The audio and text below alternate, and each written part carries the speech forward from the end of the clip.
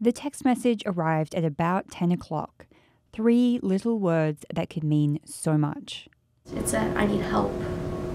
And then, 20 minutes later, it said, "Never mind, I figured it out."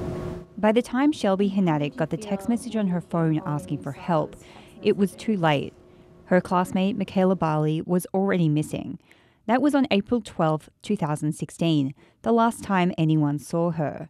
The next morning, her cell phone was turned off for good. Corporal Kim Stewart was one of the first officers working on the case. There was a lot to do. I remember one of our members, he had a great big timeline that he had put down the hallway of the detachment, so it went all the way down. Police have received more than 600 tips from all over the world.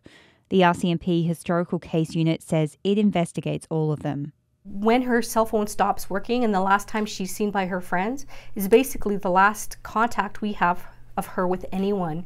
I don't want to say that Mekayla fell off the face of this earth, but for someone, just to disappear without reaching out and contacting family and friends, especially in this day and age with technology. For investigators, that's not a good sign. Now, police are releasing new information. For the first time, revealing Bali had asked a stranger to book her a hotel room. We're wondering if whether or not Mekayla had approached anyone else for assistance, not just for a hotel room, but possibly for a ride somewhere, maybe some money, maybe the use of a cell phone, anything like that. Police say Bali approached an older woman at a Tim Hortons that day. The woman refused Bali's request and didn't ask the teenager any questions. Police don't know why she wanted the hotel, but they do know she told some of her friends she was planning to go to Regina. Police also investigated people she met online, but there was no evidence to suggest any of them were involved. Getting access to Bali's social media accounts has been challenging for the RCMP. Both Instagram and Snapchat are based in the United States, so they're protected by that country's privacy laws.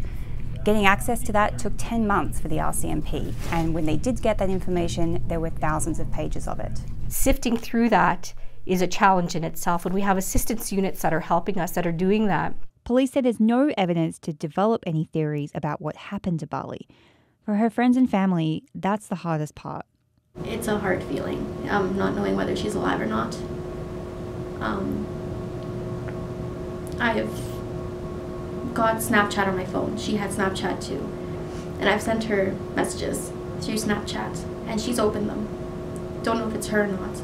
The RCMP says the open Snapchats are still being investigated. In the meantime, officers, including Kim Stewart, keep turning the case over in their minds. I'm always watching, and I know that's how the other members are. You don't put the investigative time in we all have on this file and not be watching for her. Police are optimistic this new information will bring someone forward. Until then, they'll have to wait for more social media data to be analysed and possibly reveal more clues about what happened to Mekayla Bali. Alicia Bridges, CBC News, Saskatchewan.